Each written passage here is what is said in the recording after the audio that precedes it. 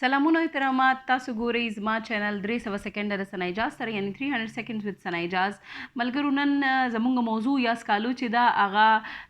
نړیواله د نه تاوتریخوالي ورځ یعنی انټرنیشنل ډے اف نان وایلنس ده.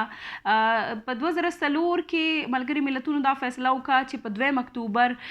به د نه تاوتریخوالي نړیواله ورځ لمانځل کیږي. دا وجه دا ده چې 2 اکتوبر د ګاندهیجي یعنی د مهاتما ګاندي د زیږون ورځ ده. ملګرو، داسې ویل کیږي چې د نه تاوتریخوالي دا فلسفه چې دا راوړې وه سدھارتا ګوتما یعنی بودا فلسفه دا راوړې وه د عدم تشدد یعنی د نه تاوتریخوالي. خو چې کله مونږ په دې سب کانټیننټ کې یا په دنیا کې د نه تاوتریخوالي نوم یا فلسفې خبره کیږي نو بیا د ګاندهیجي یا د مهاتما ګاندي نوم خامخا راځي. ګاندهیجي د استعمار خلاف چې کوم جګړه وه په هغې کې او د هند د خلکو او چې کوم د حقوقو مبارزه وه په هغې کې د نه تاوتریخوالي فلسفه استعمال کړه او داسې به یې ویل چې کله د استعمار خلاف جدوجهد کېده چې د هند خلک دی د استعمار خلاف په خپل جدوجهد کې د نفرت او د تاوتریخوالي استعمال نه کوي بلکې د نه تاوتریخوالي استعمال دی کوي. خو چې کله بیا موږ د پښتنو د سیمې د پښتنو د اتلانو خبره کوو نو دلته دا فلسفه باچا خان یعنی خان عبدالغفار خان دا فلسفه راوړه او په دې فلسفه کې باچا خان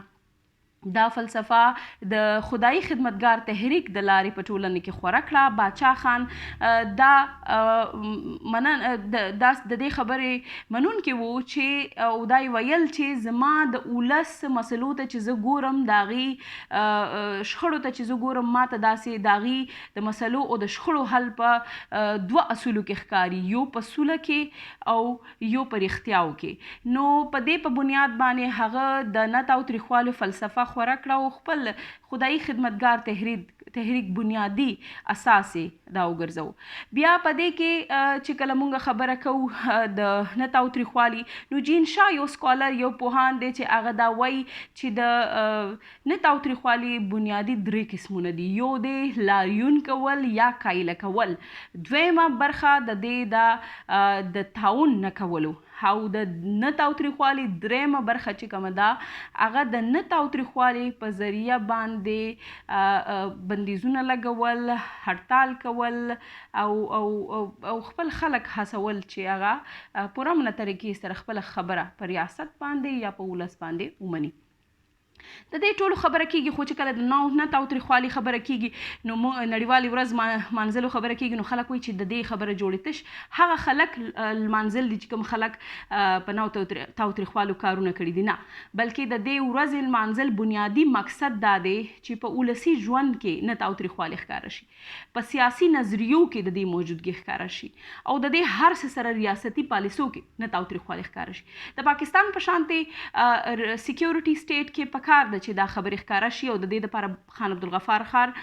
مبارزه کړې ده. د هغې نه پس مختلفو تحریکونو په ذریعې د نه تاوتریخوالو مبارزه شوې ده چې کله ریاست خپله د تاوتریخوالي کوي او ولس یا تحریکونه یا سیاسي ورکران یا لیډران د نه تاوتریخوالي مبارزه کوي نو دا اصل کې د سیاسي نظریو کې موجودګي، د ولسي ژوند کې موجودګي او په خصوصي توګه ریاستي پالیسۍ